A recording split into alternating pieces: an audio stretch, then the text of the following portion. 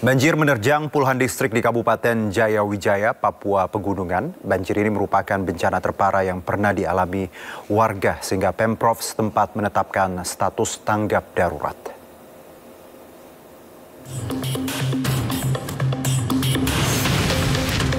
Banjir menerjang 22 distrik di Kabupaten Jayawijaya, Papua Pegunungan.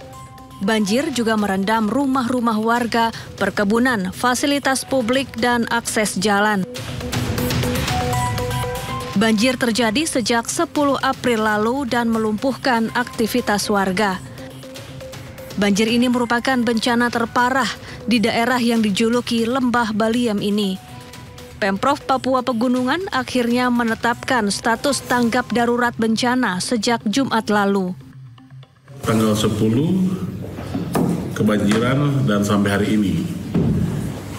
Tanggal 25, 26 ini hujan banjir dan sepanjang Sungai Baliem dari bawah distrik Asotipo, Maima sampai dengan di atas rumah-rumah ataupun perkebunan kita terlihat terendam oleh banjir maupun beberapa titik yang terjadi longsor. Sehingga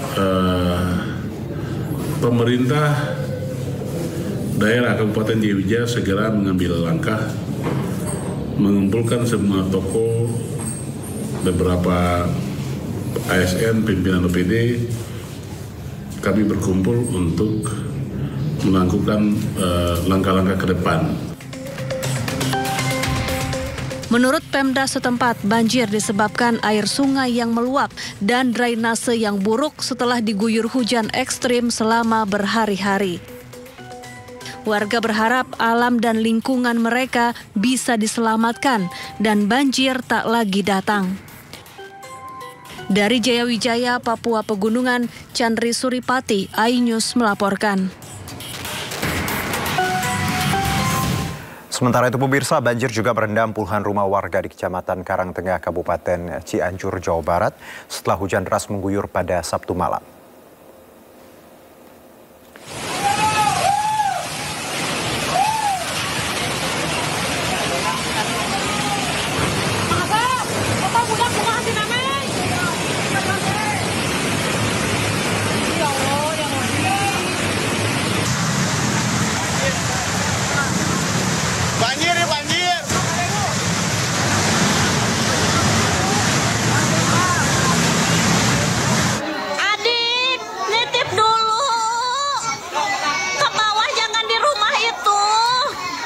Ya Allah,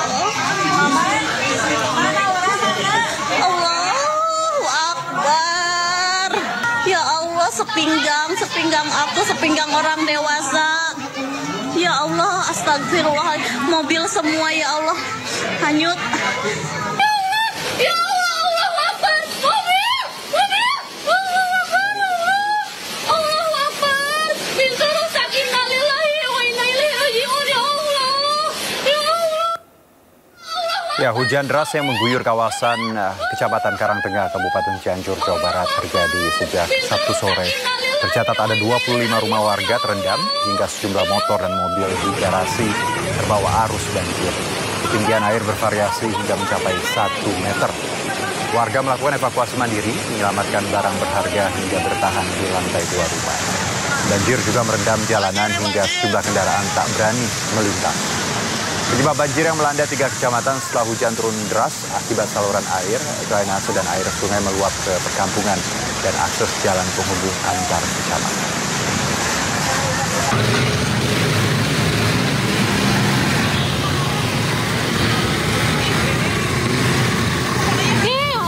Sejumlah kolam lumpur panas muncul di perkebunan membuat panik warga Mandailing, Natal, Sumatera Utara. Warga menduga kolam lumpur panas berbau hidrogen sulfida akibat pengeboran sumur panas bumi oleh sebuah perusahaan geotermal.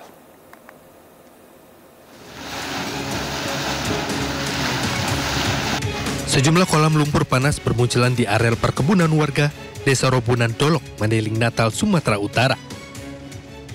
Kemunculan lumpur berbau gas H2S atau hidrogen sulfida membuat warga resah karena khawatir semburan membesar dan areal yang terdampak meluas. Kemunculan kolam lumpur panas yang berbau menyengat ini juga telah membuat areal perkebunan warga rusak dan tak bisa digunakan lagi. Lahan pertanian nggak bisa lagi ditanami, banyak parit yang mati. Ada di sana juga titik di persawahan masyarakat. Yang paling parah, Pak, ini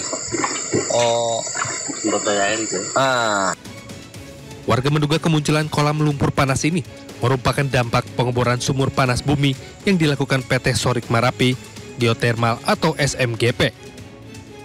Namun saat dikonfirmasi, pihak perusahaan membantah hal tersebut. Menurut PT SMGP, lokasi pengeboran sumur yang berada di desa Roburan Dolok telah lama ditutup dan tak dilanjutkan pengerjaannya. Kemunculan kolam lumpur panas di perkebunan warga tersebut merupakan fenomena alam yang akan berhenti sendiri menyesuaikan kemampuan tekanan di dasar bumi.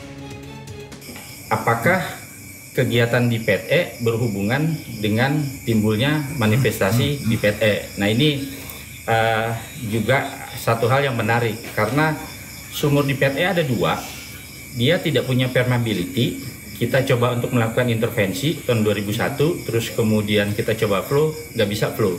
Artinya apa? Dia tidak connect dengan reservoir panas bumi yang kemungkinan kita pikir ada di wilayah Roburan.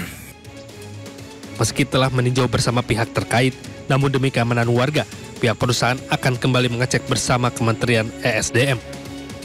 Dari Mandailing, Natal, Sumatera Utara, Ahmad Hussein Lubis, iNews melaporkan. Kita ke informasi lainnya, pemirsa. Warga Kampung Alar, Jiban, Kabupaten Tangerang, Banten menggelar aksi menyatakan sikap di tepi laut Desa Kohot. Aksi puluhan warga ini buntut dari Bareskrim Polri menangguhkan penahanan terhadap Kepala Desa Kohot terkait kasus dugaan pemalsuan surat tanah pagar laut di Tangerang. Sambil meneriakan yel-yel usut tuntas dan lanjutkan, puluhan warga di Kabupaten Tangerang, Banten menggelar aksi di tepi laut. Dalam aksinya, warga membawa banner besar yang bertuliskan Raja Kecil Kohot yang penuh kesombongan. Aksi pernyataan sikap yang dilakukan puluhan warga atas kekecewaan terhadap Bareskrim Polri yang mengabulkan penangguhan penahanan Kades Kohot Arsin bin Asif dalam kasus pagar laut. Dalam pernyataan sikap warga setidaknya ada 6 tuntutan, salah satunya ungkapan rasa kecewa terhadap Bareskrim Polri, Kejagung hingga terhadap Kades Kohot.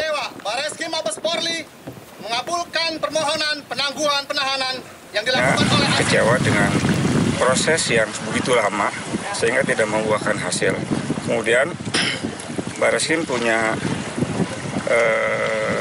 argumen sendiri, sedangkan Kejagung sebagai penuntut umum tuntutannya tidak dilakukan oleh Bareskrim.